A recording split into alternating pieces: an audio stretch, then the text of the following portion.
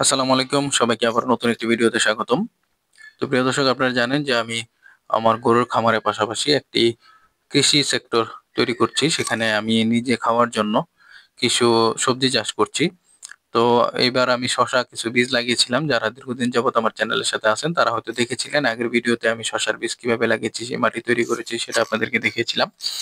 তো যেহেতু শসাগুলো এখন ২ পাতা ৩ পাতা করে হয়ে গেছে, তো সেগুলো এখন আলাদা, আলাদা করে লাগিয়ে জাংলা সিস্টেম করে দিব।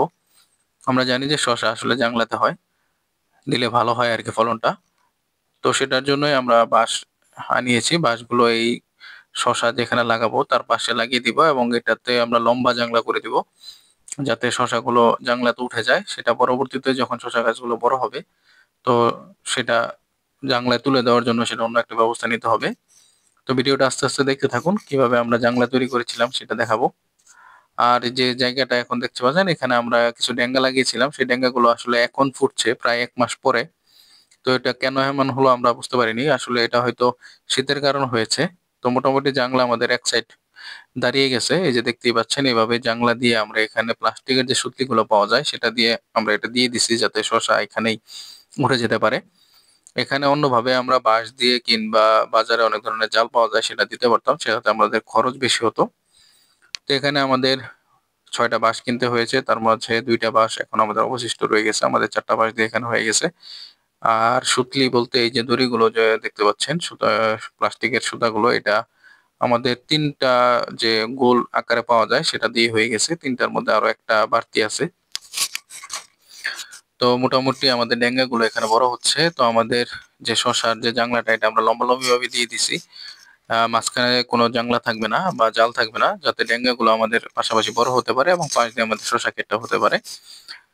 তো এটাতে শসা এখন আগাম সবজি বলতে পারেন। যেহেতু এখন শসাটা লাগালে আমরা জানুয়ারি, ফেব্রুয়ারিতে ইনশাল্লাহ শসা পেতে পারি, যদি আল্লাহ চায় আরকি। তো সেটার জন্য আগাম সবজি হিসেবে আমরা শসাটা লাগিয়ে দিলাম।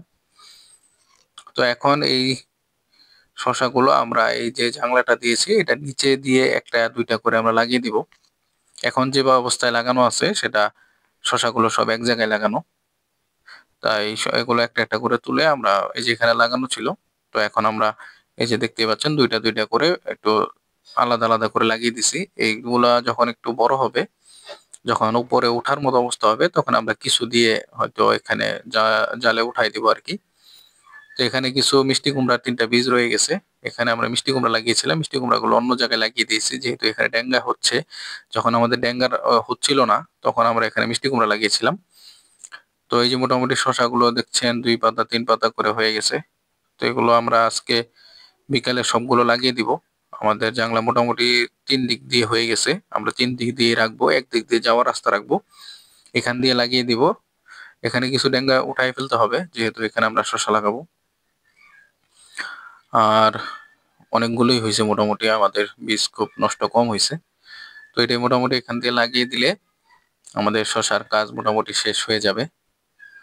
তো যারা আমার চ্যানেলে নতুন ভিডিওটি দেখতে পাচ্ছেন তাদেরকে অনুরোধ করব চ্যানেলটি সাবস্ক্রাইব করার জন্য। আর যারা দীর্ঘদিন যাবত আমার চ্যানেলের সাথে যুক্ত আছেন, আমার ভিডিওগুলো দেখেন, তাদেরকে সবাইকে আন্তরিক ধন্যবাদ। সবাই ভালো থাকবেন। আসসালামু আলাইকুম। আল্লাহ হাফেজ।